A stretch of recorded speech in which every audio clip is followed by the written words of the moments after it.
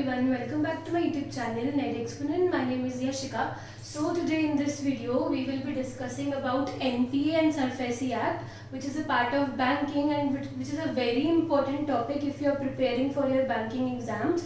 And even if you are doing your graduation and post graduation, these topics are there in that also. So I will be telling you a very interesting story and उससे आपको ये दोनों concept बहुत अच्छे से समझ में आ जाएंगे और आप कभी भूलोगे नहीं. तो वो स्टोरी क्या थी वो देखते हैं.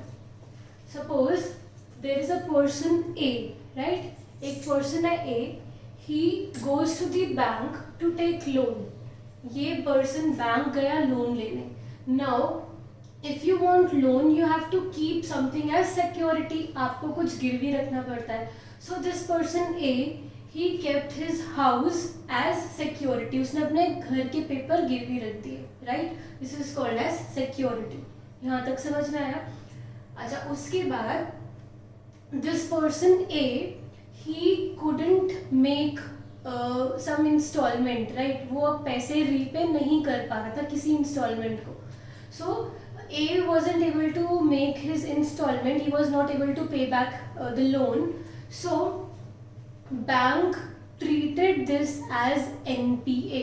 NPA is called as non-performing asset. अब ये होता क्या है, नाम से समझते हैं क्या होता है. non-performing asset. So for a bank, what is an asset? Asset क्या होगा बैंक के लिए?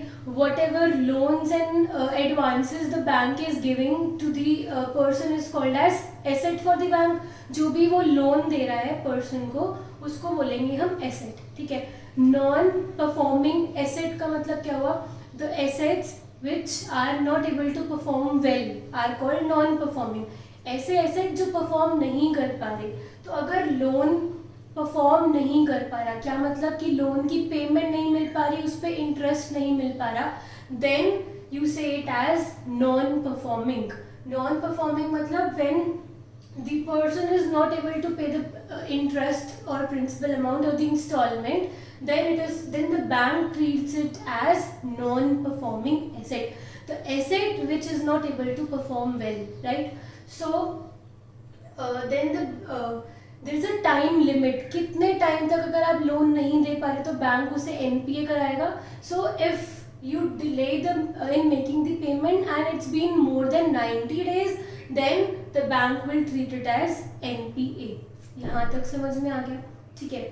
अब because there was lot of NPAs, non-performing assets which were increasing in banks. Banks को बहुत सफ़र करना पड़ता है क्योंकि लोग रीपेमेंट नहीं करते, लोन देकर भाग जाते हैं.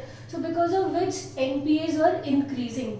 So in 2002 there was an act which came which is called as SARFAESI Act, right? In this SARFAESI Act, super powers are being given to the bank ताकि वो NPA से बचा पाए, ताकि वो अपना पैसा, अपना लोन रिकवर कर पाए. So for this SARFAESI Act came in the year 2002. अब इसमें क्या सुपर पावर्स मिलती हैं बैंक को ये देखते हैं. Now bank will give 60 days of notice to the borrower. Bank क्या करेगा? बैंक विल गिव, ये जो ए था, ए को इसने 60 डेज का नोटिस दिया कि भाई ऐसे ऐसे तुझे पेमेंट करनी है, तुम्हें बहुत टाइम हो गया, तुमने पेमेंट नहीं करी, NPA हो गया है वो अब. So I give you 60 days of time period, you have to make the payment, right. So now ये जो बंदा ए है, he will he can come to the bank and he can make a request कि कुछ problems आ गई जिसकी वजह से मैं पेमेंट नहीं कर पा रहा हूँ. So I request you to please extend my time limit. तो मैं आपको कुछ टाइम बाद पेमेंट कर दूंगा, राइट. और मे बी कुछ भी ऑब्जेक्शन उठानी है, उसको कुछ कंप्लेन करनी है, so he can come to the bank, he can approach the bank and make request for the same. So but if bank refuses to accept his request, then that person A, he can go to DRT. DRT is Debt Recovery Tribunal. वो यहाँ पे जा सकता है और अपनी complain, जो भी उसको कंप्लेन है वो वहाँ पे कर सकता है. So this DRT will approach the bank और वो रिक्वेस्ट करेगा कि इसका टाइम लिमिट बढ़ा दो. ठीक है. But even after the request of DRT, if bank doesn't listen, if bank ने बोला कि नहीं टाइम लिमिट नहीं बढ़ेगा, तो अब बैंक के पास क्या ऑप्शन है, अब ये देखते हैं हम. This is very important part. Now bank ने एज अ सिक्योरिटी क्या रखा हुआ था, घर के कागज. ठीक है. So if a person A is not able to repay the loan amount, then the bank has a power to sell और keep it on lease. Right. Bank क्या कर सकता है, जो सिक्योरिटी रखी है वो उसको क्या कर सकता है, बेच सकता है या फिर लीज पे चढ़ा सकता है. Right. So now bank can not just do it अपने आप से, he can not do it himself. Right. वो ये नहीं कर सकता कि उसने अपने आप बेच दिया, but bank will have to inform the people around. Right. Bank को इंफॉर्मेशन देनी पड़ेगी, इन्फॉर्म करना पड़ेगा. So what bank will do, bank आपके घर के बाहर जाएगा और एक स्लिप चिपका देगा. ठीक है. और plus bank will give advertisement in 2 newspapers. Bank newspaper में इसके बारे में एडवर्टीजमेंट देगा कि अब ये घर ऑक्शन पे है, अब वो ऑक्शन लगाएगा. ठीक है. और ये ऐसे आपका ऑक्शन का प्रोसेस शुरू होएगा फिर. Right. Now people will come and do the auction, और जो भी सबसे ज़्यादा लगाएगा पैसे वो घर उसको वो परचेज कर लेगा. Right.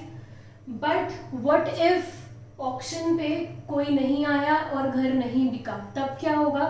So bank can go to ARC. ARC is asset reconstruction company. अगर घर नहीं बिका, सिक्योरिटी नहीं बिकी, तो bank can approach this and then जो भी एसेट, अब ये एसेट रिकंस्ट्रक्शन कंपनी के पास आ गया, वो उसकी रिस्पॉन्सिबिलिटी है. Right. So this was all about NPA and SARFAESI act. मैंने आपको एक स्टोरी से समझाया है. A took a loan from bank, kept house as security, but he couldn't make the installment, so bank treated it as NPA. Then bank gave 60 days time period to the borrower. So if the person has any complaint or request, he can go to DRT. But if bank doesn't listen to the request, then bank has the option to sell or lease that security or house. So before selling it, bank will again give notice to the borrower. वो फिर से एक बार intimate करेगा उसको. Right. So then the auction process will start. Bank newspaper में advertisement देगा, auction process होगा, and if there is no one in the auction and वो सिक्योरिटी नहीं बिक पाई, then bank can approach ARC, that is asset reconstruction company. Right. So this is all about NPA and SARFAESI Act. This is a very important topic and I have tried to explain you with the help of a very interesting story. So I hope you like my video. Thank you.